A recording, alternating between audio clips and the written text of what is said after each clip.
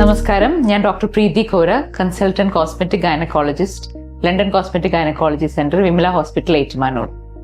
Hi, ഞാൻ doctor Tinu Sara Abraham, consultant dermatologist, Beau Esthetica skin clinic, Vimala hospital, Kottayam.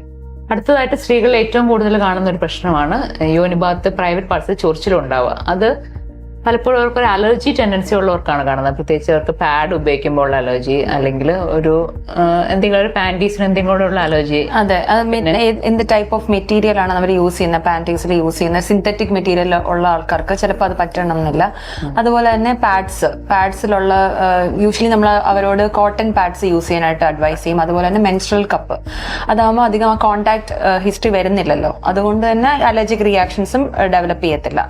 പിന്നെ നമ്മൾ യൂസ് ചെയ്യുന്ന ഡിറ്റർജൻസ്, വാഷ് ചെയ്യാനായിട്ട് യൂസ് ചെയ്യുന്ന ഡിറ്റർജൻസിന്റെ അലർജി കൊണ്ട് വരാൻ ചാൻസ് ഉണ്ട്. അതുപോലെ വജൈനൽ ഡൂഷിംഗ് ഉപയോഗിക്കുന്നവരുണ്ട്, ഡെറ്റോൾ ഉപയോഗിച്ച് വരുന്നുണ്ട്. സ്ത്രീകൾ പലരും പറയാറുണ്ട് ഡെറ്റോൾ ഉപയോഗിച്ച് കഴുകിയത്. അപ്പൊ ഈ കോൺടാക്ട് ഡെർമറ്റൈറ്റിസ് നമ്മൾ ട്രീറ്റ്മെന്റ് ആയിട്ട് പറയുന്നത് ഇങ്ങനത്തെ സാധനങ്ങൾ അവോയ്ഡ് ചെയ്യുക എന്നുള്ളതാണ് ഫസ്റ്റ് ലൈൻ ട്രീറ്റ്മെന്റ്. പിന്നെ അവർക്ക് വേണ്ടി ലോക്കലി അപ്ലൈ ചെയ്യുന്ന ക്രീംസ് നമ്മള് ചിലപ്പോൾ സ്റ്റീറോയിഡ് ആയിരിക്കാം, അത് കൊടുക്കാം.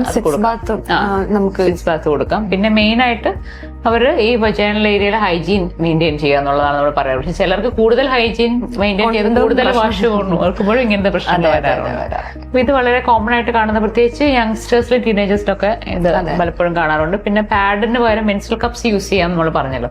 മെൻസ്ട്രൽ കപ്സ് ഇപ്പൊ ഒത്തിരി കോമൺ ആയിട്ട് നമ്മൾ റെക്കമെൻഡ് ചെയ്യുന്ന ഒരു ഇതാണ്. കാരണം പാഡിനോട് അലർജി ഉള്ളവർക്ക് എപ്പോഴും മെൻസ്ട്രൽ കപ്സ് ഉപയോഗിക്കുമ്പോൾ ആ പാഡ് അലർജി സ്കിൻ പ്രശ്നങ്ങൾ മാറാറുണ്ട്. മെൻസ്ട്രൽ കപ്പ് കറക്റ്റ് ആയിട്ട് എങ്ങനെ ഇൻസേർട്ട് ചെയ്യണം, അത് എങ്ങനെ റിമൂവ് ചെയ്യണം എന്നുള്ള ടെക്നിക്ക് മാത്രം നമുക്ക് മനസ്സിലായിരുന്നാൽ മതി. അത് കറക്റ്റ് ആയിട്ട് പഠിച്ചു കഴിഞ്ഞാൽ നമ്മൾ അതിനോട് യൂസ്ഡ് ആയി കഴിയുമ്പോൾ അത് വളരെ കൺവീനിയന്റ് ആണ്. പ്രത്യേകിച്ച് നമുക്ക് അത് വെച്ചുകൊണ്ട് എന്ത് ആക്ടിവിറ്റി വേണമെങ്കിലും ചെയ്യാൻ പറ്റും. സ്ത്രീകൾക്ക് പണ്ടത്തെ പോലെ അവരുടെ പീരീഡ് ടൈമിൽ അവരുടെ ആക്ടിവിറ്റീസ് റെസ്ട്രിക്ട് ചെയ്യേണ്ട ആവശ്യമില്ല, സ്വിമ്മിങ്ങിന് വരെ ഇറങ്ങാം.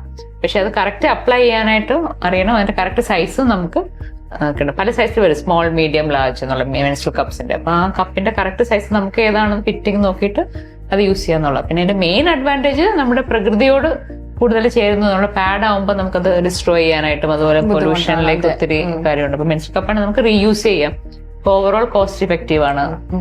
ഓരോ പ്രാവശ്യം യൂസ് ചെയ്ത് കഴിയുമ്പോൾ വളരെ ഇമ്പോർട്ടൻ്റ് ആണ് അത് നന്നായിട്ട് വാഷ് ചെയ്ത് ബോയിൽ ചെയ്ത് അതിന് ക്ലീൻ ചെയ്ത് വെക്കണം എന്നുള്ളത്. ഡിറ്റർജൻസ് ഒന്നും എടുത്ത് കഴുകണമെന്ന് പറയുന്നില്ല, പക്ഷെ എന്നാൽ പോലും ബോയിൽ ചെയ്ത് യൂസ് ചെയ്യണം, അല്ലെങ്കിൽ ഇൻഫെക്ഷൻസ് വരും.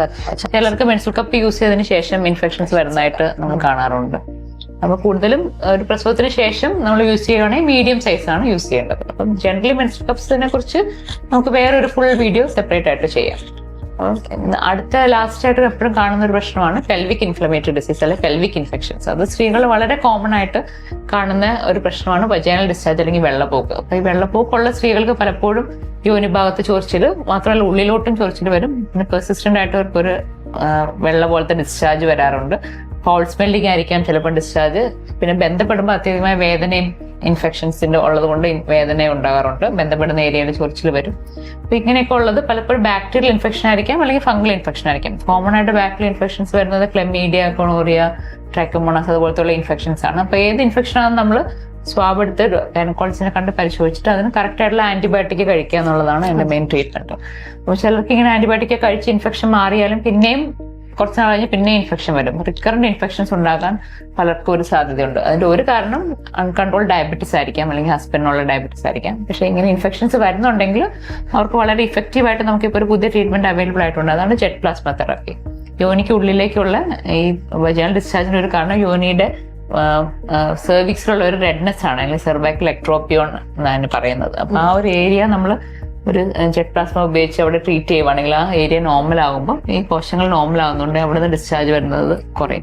നമുക്ക് മനസ്സിലാക്കുക ഒരു ഏരിയയിൽ എപ്പോഴും ഒരു അൾസർ ഉണ്ടെങ്കിൽ അവിടെ നിന്ന് എപ്പോഴും ഇങ്ങനെ ജലവും വെള്ളവും ഒലിച്ചുകൊണ്ടിരിക്കും. അപ്പൊ ആ അൾസറിനെയാണ് നമ്മൾ എക്ട്രോപ്പിയോ എന്ന് പറയുന്നത്. അത് ട്രീറ്റ് ചെയ്യുമ്പോൾ കംപ്ലീറ്റ് ആയിട്ട് വജൈനൽ ഡിസ്ചാർജ് സ്റ്റോപ്പ് ചെയ്യും. ഒരു 1-2 സെറ്റിംഗ്സ് അല്ലെങ്കിൽ 3 സെറ്റിംഗ്സിന്റെ ആവശ്യം വരാറുള്ളൂ. പക്ഷേ പെർസിസ്റ്റന്റ് വജൈനൽ ഡിസ്ചാർജ് ഉണ്ടെങ്കിൽ നിങ്ങൾ തീർച്ചയായിട്ടും സിറ്റിംഗ്സ് എന്ന് പറയുമ്പോൾ എത്ര ഗ്യാപ്പിലായിരിക്കും? അത് യൂഷ്വലി 15 ഡേയ്സിന്റെ ഗ്യാപ്പിൽ, 2 വീക്സിന്റെ ഗ്യാപ്പിൽ ഓരോ സെഷനും ഏകദേശം ഒരു 20 മിനിറ്റ്സിന് താഴെ വരുന്നു.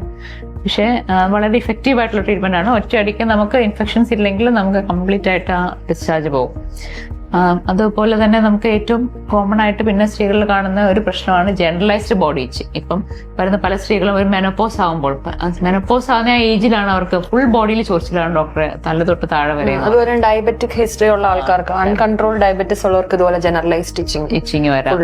അത് ഹോർമോണൽ ഇംബാലൻസ് കൊണ്ട് വരാം, ഉറക്കമില്ലായ്മ, അപ്പൊ രാത്രിയിലൊക്കെ കടന്ന ഒരു മെനോപോസ് സിംറ്റംസിന്റെ ഒരു ഭാഗമായിട്ടും ഈച്ചിങ് വരാം. അപ്പം ജനറലി ഞങ്ങൾ ഇന്ന് പറഞ്ഞത് ഈ സ്ത്രീകൾ ഉണ്ടാകുന്ന സ്കിൻ പ്രോബ്ലംസും ജെനറ്റൽ ഏരിയയിൽ മാത്രമല്ല ഫുൾ ബോഡിയിൽ ഉണ്ടാകുന്ന സ്കിൻ പ്രോബ്ലംസ് എങ്ങനെ പരിഹരിക്കാം എന്നുള്ളതിനെ കുറിച്ചാണ്. Thank you.